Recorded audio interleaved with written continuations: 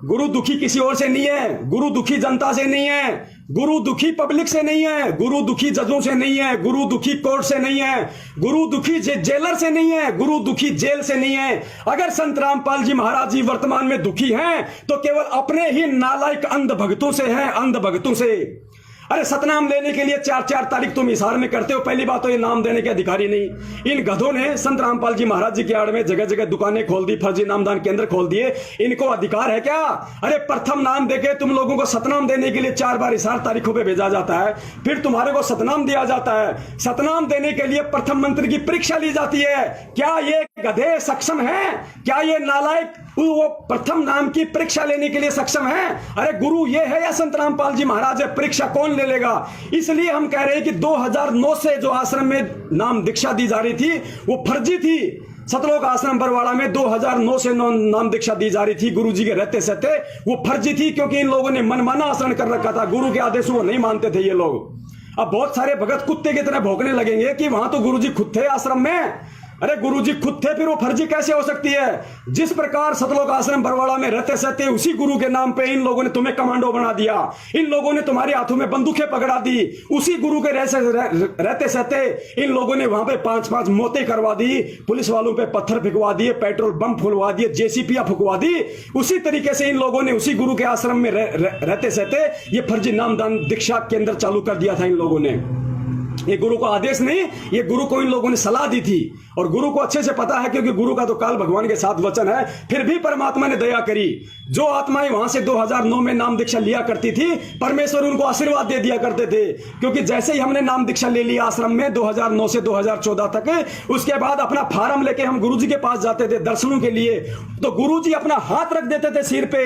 और हाथ रखने के बाद अगर वो नाम फर्जी है तो परमात्मा की दया से वो सुचारू हो जाता था, वो सही हो जाता था। लेकिन आज क्या हो रहा है?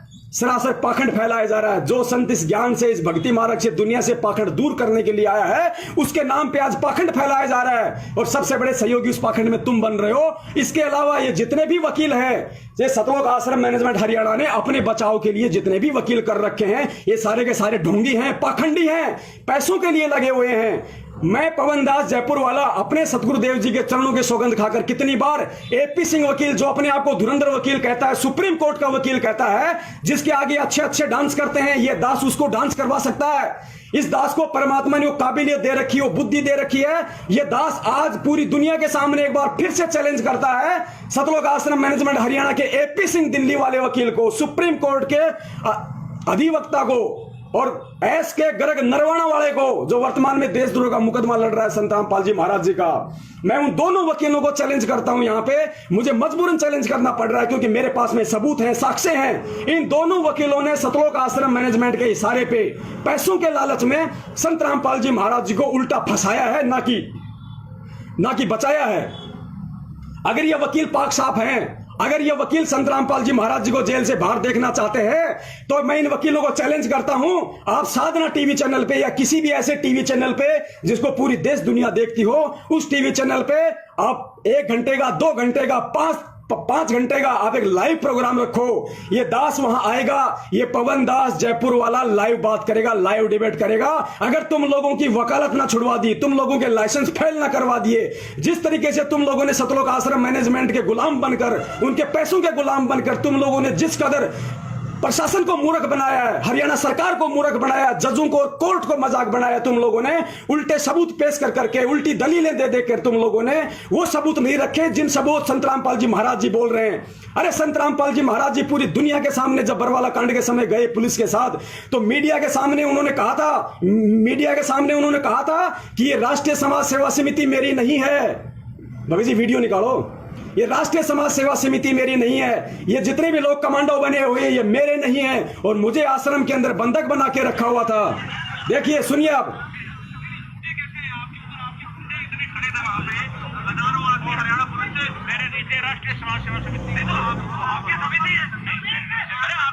देखा, गुरुजी कह रहे हैं कि समिति मेरी नहीं है। समिति कौन? सतलोक आश्रम मैनेजमेंट हरियाणा, वही गुंडों ने एक समिति बना रखी थी, नाम दे रखा था राष्ट्रीय समाज सेवा समिति। गुंडे सबके सब वो संत रामपाल जी महाराज जी का भाई, उनके बेटा, उनका जवाई, उनके रिश्तेदार, ये स्टेट कोऑर्डिनेटर, यही सारे गुंडे उस राष्ट्रीय समाज सेवा समिति के अंदर थे।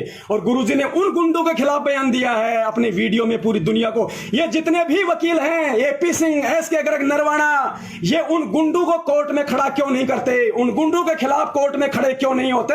क्योंकि इनको अच्छे से पता है कि जो गुंडे हमें फीस दे रहे हैं, जिन गुंडों के पैसों के पीछे हमारे बच्चे विदेशों में पढ़ रहे हैं, जिन गुंडों के पीछे हमें मौज मिल रही है, हमें लाखों रुपए एक तारीख का मिल रहा है, उन गुंडों के खिलाफ हम कैसे कोर्ट में खड़े हो जाएंगे? पुण्यात्माओं, ये सबके सब षड्यंत्रकारी हैं, काल के दूत हैं। इनको संत और भक्ति, भगवान, ज्ञान से कोई मतलब नहीं है। आप लोगों के कंधे पर बंदूक रखकर गुरु को बदनाम किया जा रहा है, कहीं लेट ना हो जाए। ध्यान रखना पुण्यात्माओं, पानी अगर सर से ऊपर निकल गया, गुरु का कोई कुछ नहीं बिगाड़ पाएगा। गधे कुत्ते हम बने फिरेंगे, यहाँ पे गधे कुत्ते हम बने फिरेंगे।